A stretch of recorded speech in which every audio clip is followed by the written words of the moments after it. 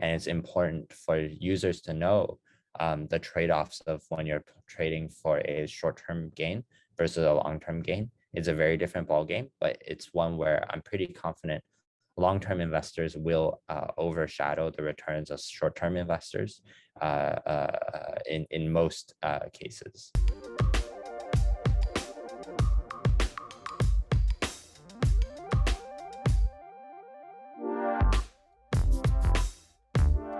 You really need to have conviction in what you're doing.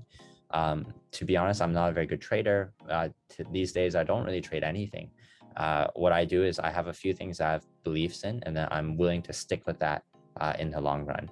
Because I realized that some of the best investments and the worst investment decisions I made were actually just simply, I was right, but I wasn't right at the right time. You see a lot of blockchain games, GameFi, whatever you want to call it, NFT gaming, that are sprouting up almost every day. So many projects, different chains coming up, and for people who are looking at it, it seems overwhelming to be able to filter it out that, okay, this entire space will grow. But when GenoPets came out last year, late last year, there were already a lot of games also coming out, not as much as what we're seeing right now, but there were a lot of games being pushed as well. How did you see that this is something that would actually stand out versus a sea of other gaming platforms out there as well? You know, GenoPets, I would actually credit them as the first to do move to earn, or at least have this thesis of move to earn. So again, as Impossible is a very thesis-driven company or organization, what we really want to do is make bets on themes or theses that we think will last. And obviously, STEPN has already helped prove out that this is a very valuable ecosystem to be in. For us in GenoPets, we had a couple of things that we thought was very interesting. The team was quite technical and had a lot of experience in launching projects before. They've spent time in understanding the space and had the technical capability to tap into a very vibrant economy such as Solana. You can see STEPN also chose to launch on Solana as well, and I think it was a very strong use case opportunity for them to tap into the use cases of Solana as a powerful blockchain. But more importantly, the team just had a very balanced experience to be able to handle all of the demands of launching a move to earn project when maybe move to earn wasn't so popular. And we're pretty confident this team will continue to launch interesting games and gameplay and designs of all the different NFTs. We've also seen them have some pretty unique tokenomic use cases as well. So there are ways to earn tokens that are not tradable, but spendable inside the game as well. And these are things that keep value within the game ecosystem, which obviously helps make the game last much more long term. So overall, the team just had a very nice balance of experience, operations, skills, as well as the sharp tokenomics for the long run to be able to create something that hopefully we don't think that we've seen the max potential of GenoPets yet. We're still very excited, and as a team, we're incentivized as long-term builders with each of the teams that we launch. So we're not in it to try and make money on day one of all of the projects that we launch, but rather when we see these projects, hopefully when we look back in 3-4 years, it's the same way that we look back at, you know, Matic and Axie from Binance Launchpad 3-4 years after their launches as well. You guys in Impossible Finance, you have a Launchpad platform. What's interesting about studying Launchpads from either a centralized platform or a decentralized one is that you see massive push-ups. Then you also see people also taking profits, which is normal also and part of it. And you mentioned about Axie, you mentioned about Sandbox, that after making good launches, they somehow, after consolidating, they made their way up as well. Based on the data that you've seen from different projects, what's the secret sauce of the ones that after they have gone out, they've started to rebound and go up versus the ones that up until now, more than a year after, they really haven't been moving as well? I think we're still early. Impossible is this is month 8 of our launches so far. So I still think that the track record time for most of these projects is still very early. But I would say the secret sauce, or one of the things that has been most helpful for every project team, is how much is this team resilient? I think it's not always easy to build in crypto, and it's also easy to say, oh, things failed, I don't know what to do. The teams that have constantly tried and try again, these teams are the teams that it's impossible for you to not believe in them in finding a solution in the long run. It's more about the attitude and the approach, I think, that some of these teams have to constantly bring new things to the table all the time, to obviously not be, I'd say, complacent or proud of what they've accomplished. I think it's okay to be proud of what you have accomplished. I think it's more important about how proud are you of what you will accomplish. And I think that the teams that have this type of mentality of they're not done yet, that there's still so much more to improve and grow, it's a very, very different attitude. It's a little bit like when a sports athlete, they've won one championship and they're not satisfied. They want 10, they want 20. They want to be the Hall of Fame, right? I think that same kind of energy and approach is something that, not every team has, to be quite honest. And I think that sometimes the teams that focus a lot on this to constantly improve, innovate, and grow, those are the ones that you want to keep betting on time and time again. I think what makes people somehow either excited or disappointed is their time frames do not match the way they would actually invest as well. For those who want to enter early projects, the ones that are not in centralized exchanges yet, what do you think should their timeline be? How long of a maybe waiting period should they actually mentally set themselves that I believe in this is something that I think is good, but in spite of them being good, also I'm willing to wait it out for X number of months or years as well? What would that be for you? Yeah, so I think every person is different, of course, but I would say the products that have done the best in the long run for me, I've held them for 2-3 years. That's not to say that you should be holding everything to 2 to 3 years, but I think that you have to be willing to think that this thing potentially could be in your wallet 2 or 3 years from now. There's so many projects in my past that I used to hold, and then maybe after a couple months I sold, and then the couple months after that, maybe it goes 10x, 20x, 100x, right? No one really knows for sure, right, what will ever happen. But I think the way that you have to think about it is that there's infinitely many opportunities. You have to be selective in what you spend your money in to make these opportunities. And holding things for a longer time does have a higher opportunity cost as well. But that if it's something that you weren't willing to give up that opportunity cost for half a year, 1 year, whatever it might be, that's probably also not something that you will be able to hold in case it doesn't go your way right away. And I think that you can't expect the market to always move in the direction that you expect it to. Things will always change, variables will always change, and the market conditions will always change. Ultimately, the best thing that you can do is expose yourself only to the things that you're confident in the long run, because then you're not afraid if prices fall a little bit, if you think that fundamentally this is an undervalued asset for the future. And it's important for users to know the trade-offs of when you're trading for a short-term gain versus a long-term gain. It's a very different ballgame, but it's one where I'm pretty confident long-term investors will overshadow the returns of short-term investors in most cases. What's your sense on DeFi? It sort of has taken a backseat into all of this excitement towards gaming and the metaverse. How do you think this re-emerged? Because I'm a big believer of DeFi, and I'm a big believer of how it disrupts things, but maybe because it has pumped a lot over the past 2 years already, that maybe the attention is shifting. But in terms of development, in terms of how people should also pay a lot of attention into it, because I think there's a lot of things that DeFi could also disrupt, but a lot of people are putting their attention on gaming and NFTs, because fair enough, it's easier to understand. It's easier to understand buying something and then playing it and earning something versus talking about an AMM or talking about a liquidity provider, which is hard for a lot of people. So I guess what's your sense of in DeFi as a whole? You're exactly right. GameFi has a lower barrier to entry. Even in the traditional world, right? A lot of people actually don't know that much about finance or technology for that matter. And then crypto is the small intersection of this Venn diagram between finance and tech. So even fewer people understand this, right? So that's part of the reason why I think that DeFi has taken a backseat to GameFi lately, because most people have seen or played a game, or at least have a friend that played a game. So it's a lot easier, I'd say, to at least approach this. What I would say is that finance does run the world. And so it would be hard not to expect eventually for DeFi to also have a very significant impact in the world.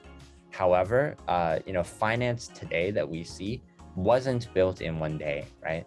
The evolution of finance, maybe it used to be gold coins or physical mints, and then maybe paper money was the big innovation, so people don't have to carry very heavy change, right, in their pockets. And then eventually now we have digital money, right? I think that finance by nature, because of its complexity, takes a longer time to mature. We'll see more and more smart people try to create new finance structures using crypto. But in the long run, it is something that will be important. But that as a launchpad, I think we have to balance both things that are readily understandable for users, as well as things that will be the cornerstone infrastructure for the future. And so we have to actually support both in order to be the best, most well-rounded launchpad we can be. If you would somehow narrow down where people should focus on, because narrowing down the chains also at least allows them to know, okay, these are the dApps that are being built here. I could at least narrow my research also on what I should actually look at. If you would at least from you create a maybe ranking system on what do you think are smart contract blockchains that you think will get a big chunk of the dApps and users over the next 5 years, how would you put, if you could put 5 into that, what would it be? So I'm going to cheat because I think EVMs, many of the Ethereum compatible chains will be the ones that have a lot of the easiest onboarding.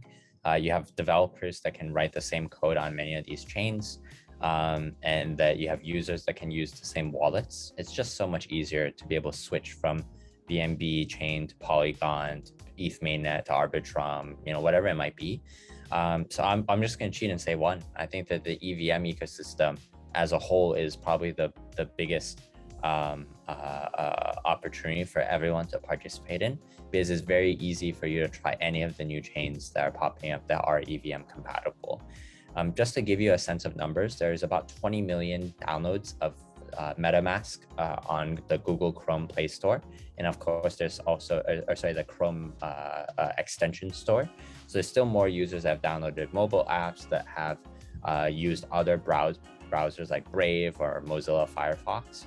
And so to me, it's very important to see what is the growth today and where we are headed. We obviously have 8 billion people in the world that we still need to serve using crypto technology. So we're still not very close to even getting even 1% of the whole world to pay attention to what we've been building, right? And so to us, MetaMask has, I guess, 0.25% of the world at least. That's the biggest bet that we currently have. And so my answer is very vanilla. We are a data-driven team. And so whoever has the most adoption currently, we have to pick them as a place that we spend some time now, but look with one eye towards the future of what can be possible, right? So whether it's Solana, Starkware, Near, all these new chains that are coming that are maybe not EVM, there's a lot of opportunities still. And so it's the question of who will help us onboard the other 99% that has not yet heard about crypto, or maybe has heard about crypto but hasn't used it yet. That will be our challenge. And I think no one has a good answer. But I will say that there is a very big first mover advantage for all of the Ethereum compatible chains because they have the strength in numbers amongst each other. You can have the same infrastructure, the same developers, the same talent resources.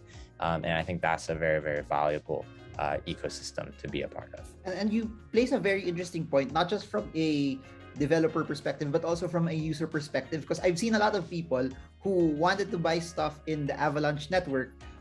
They didn't download an Avalanche wallet. They just configured their MetaMask because it's easy already, because they're used to it, and it's easier to just switch to it. And that's a very, very interesting point right there for people who are watching this. Should their style be just this? Whatever you list in your platform, is it something that they've taken the time to study it and research on it? I can have also the ability that there's a big chance that this won't be a rug pull. There's a big chance that this project is something that will have merit. And somehow, if there's copy trading for trading, but is this like, as long as impossible listed, I'm okay already, that I could readily invest in it with more confidence as well? So I think there's two sides of this. The instant answer that I would say is, of course, we feel very proud of our research, and it's something that we think is a great, valuable resource for the community.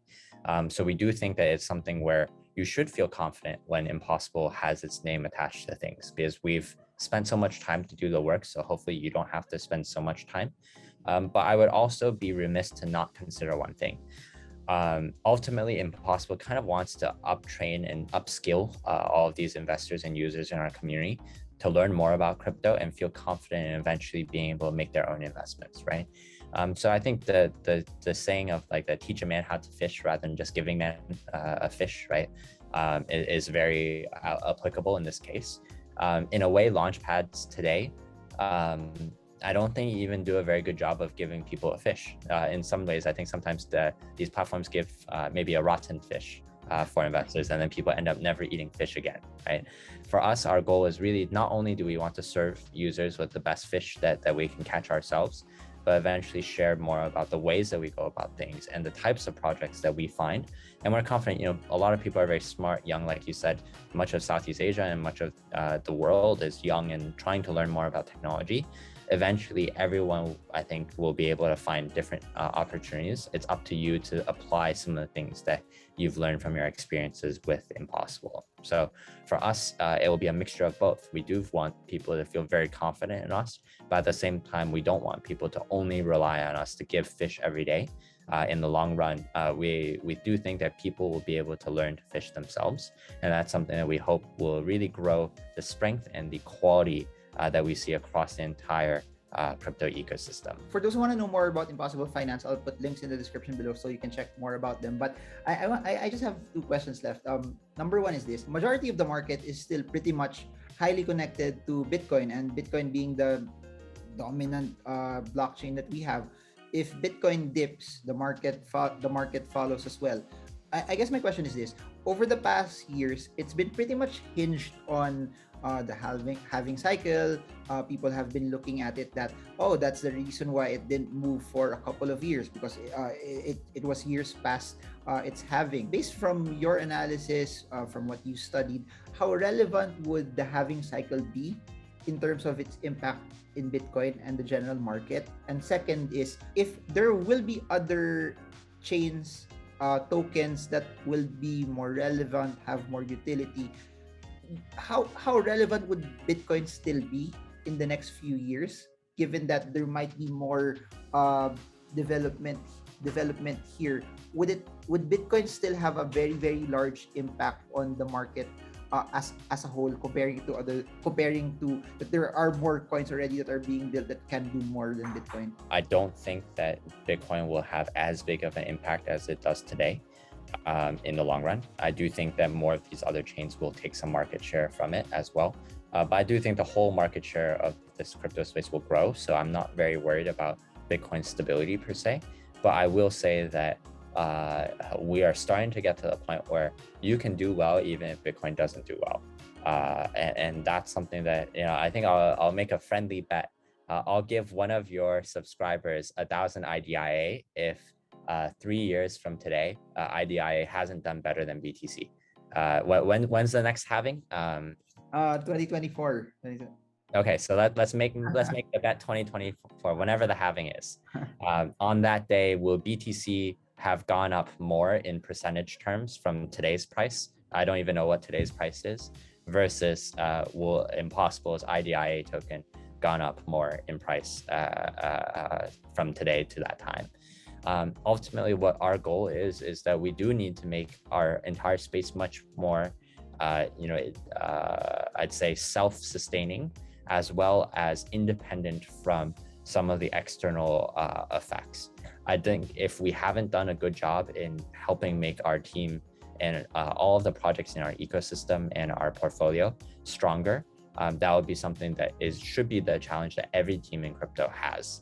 That we shouldn't be only worried about how BTC is doing, because ultimately it's us who define what is the innovation in the space, not necessarily the season of the market. If it's quote unquote crypto winter, I think too many teams take that as an excuse to not build great things. I think there's no excuse to execute. You have to build. And so to us, the approach that we have is we are going to work hard. We're going to try and keep on building good things. We'll continue to incubate, invest, and support projects that are building for the long term. And we're confident that, hopefully the next halving is a great thing for the whole space. But it's also something where we're confident that not only will that be a great thing for us, but that we have to create our own opportunities on top of the growth that the crypto space has. So we all hope to outpace the Bitcoins and Ethereums of the world. And it will be a tough challenge. It's something that you have a very strong economic model in things like Bitcoin and Ethereum. Not everything has a great, strong economic model, but we will work hard to try and make sure that we are producing to be able to keep up and hopefully outperform BTC in the long run. One of the things that I think makes Ethereum very interesting is that people buy the coin or the token because they can use it, and it's not just really bought just to bring back the fiat, or it's just not really bought to be stored, but there's real use for it, that you see people buy ETH at whatever price. They don't care what the price is. What they care about is they get one ETH so they can mint this or buy this as well. There are a lot of tokens that when you buy them in either private sales or launches, or even if you buy them from exchanges, majority of what it does is it just gives you votes. It gives you something that you can exchange, or you can actually send. Is it somehow a red flag at the onset of that particular project if the only reason why it's being held is you store it, maybe because it could possibly go up, or maybe maybe because you could actually stake it, but aside from you staking it, you just get more of it, but there's not actually a use. I don't know if you get my question, but there's not a use for it, for you to hold on to it when you get more of it as well. This is definitely something we'd love to maybe do a second episode on. But we spent a lot of time with tokenomics, and I think that it's both a combination of what users can expect to utilize your token today, but also what they can use it for tomorrow. I don't think that we can condemn a project as a failure, because as long as there are ways for governance or other people to improve it or participate in the process of improving it, that's, I think, the beauty of crypto resilience. It's very hard to leave something completely dead. And so I would say that nothing is a complete failure. There are things that are harder to grow back after you've maybe hurt users or done other things. But at the end of the day, anything you can do that brings in users is valuable, and that will be something that you can always try to work harder in serving. So I would say, it's not an easy task, but it is something that we do spend a lot of time in helping set up some of our portfolio projects to be as able to support users as in the future, and in the process be able to grow our audience in the same way, just like you said about the teaching a man how to fish, and the kind of, can users rely on us, that if we're able to continue getting more and more good users to support us as we continue to find these next projects and help them grow, it's something that just hopefully increases the speed at which we're able to bring in great projects to the space, and hopefully design some of the best tokenomics across the entire crypto ecosystem. I look forward to conversing with you once again, maybe sometime in the future, to do a deep dive on this. But final words to people watching this, anything that you would want to impart to them, words of wisdom or something inspirational, or something that, I don't know, technical or tactical information that they could use while they're watching this as well. The most expensive thing you can do in crypto is not be willing to learn. Every time you listen to your favorite YouTube videos from Marvin or other folks, it's something that gives you an opportunity to see more of this crypto space. And the most important thing you can do is just try to keep on learning. Regardless of how much experience, little or big, that you have in crypto moves at such a pace that there's always new things to learn. So I just encourage everyone to continue reading, continue learning about everything that interests them within the crypto space. And it's very important to always have this mindset that it's like every day is the first day of school.